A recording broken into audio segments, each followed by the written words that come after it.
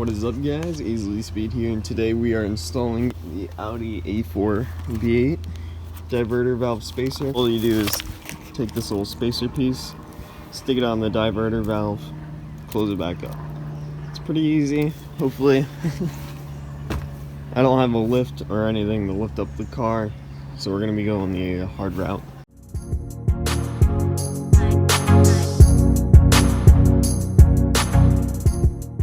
Take off the intake so we can reach all the way down there and touch the diverter valve.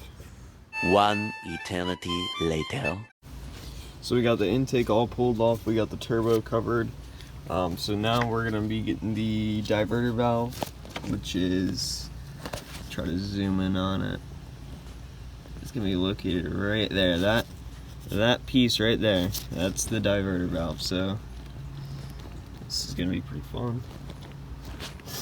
And then there's 3 screws located on the side, the inner side right there, and then at the on this corner right here, which is blocked by this piping and then that piping, which is a whole hassle to do. And then taking this was a complete mess as well, but we got it off.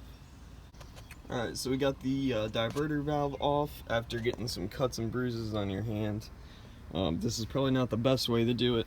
I will say that it's probably taken me about an hour just to disassemble that and then reach to the diverter valve. So we're going to take the diverter valve and just slide it on, and then we're going to slide the bolts on. We got it completely done.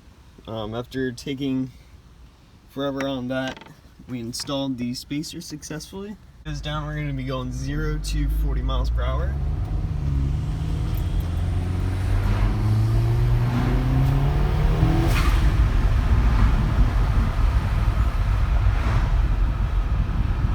And then downshift to 32nd.